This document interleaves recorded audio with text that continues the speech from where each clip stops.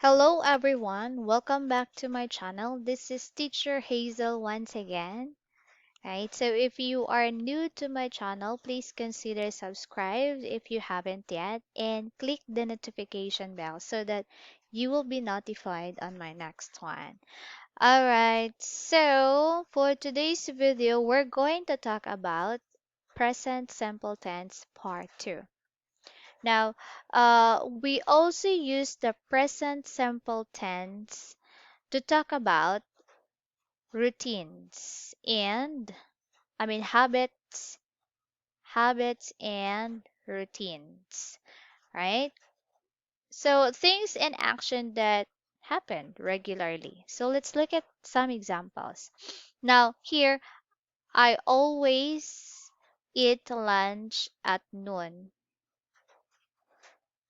right? So you'll notice I use the adverb always. Okay, so because I'm talking about something that I do regularly. What is that?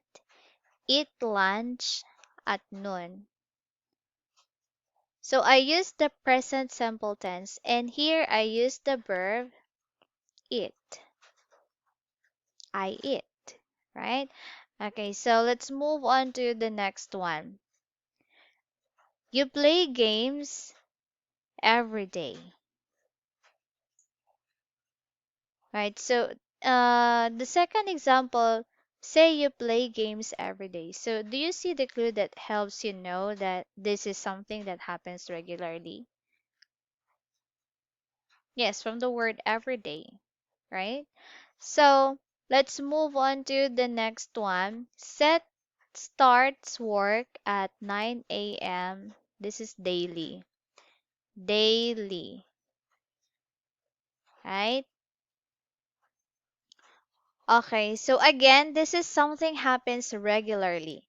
Seth goes to work at 9 a.m. every day.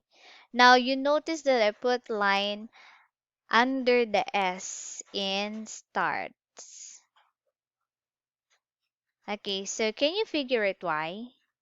Well, remember that when the subject of the sentence is he, she, or it, we need to add s or es at the to the end of the verb. Okay, now let's move on to the last example. They study English every day. Again, every Monday, meaning they do it regularly. And that's why we use the present simple tense. They study. Okay, so as a review, remember we use the present simple tense to talk about habits and routines. So let's move on to the next slide. Okay, let's move on to the next one. Non-continuous. Okay, so we also use the present simple tense with non-continuous verbs. These are verbs that we don't use in the continuous form. Even if they're happening right now. They're always called stative verb, right? These are connected with thoughts, feelings, opinions, emotions, and five senses, right? So, let's look at some example. Right, so let's move on to the next one. Let's look at some example. Now, here are some examples. I love my mom. So the verb here is love. That's an emotion. So use the present simple tense. Next one, it smells good. Smell is one of the five senses. So I use the present simple tense. Right? So you notice I underlined the s because the s here in smell. Because remember, the subject is it. All right, now let's move on to the third one. Kel- Kelly feels happy. This is talking about a feeling. Again, the subject here is Kelly, which is she.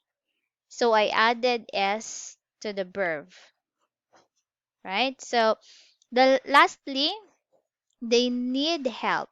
We don't say they are needing help, even though it's happening right now, right? So need is non-continuous. So we say they need help. So remember, we also use the present simple tense with non-continuous verb connected with thoughts, opinions, feelings, emotions, and five senses. All right, so I guess that's it for today's video. I hope this could help you through your English journey. So, this has been your teacher Hazel saying, dream without fear, love without limits, live without regrets. Till next time.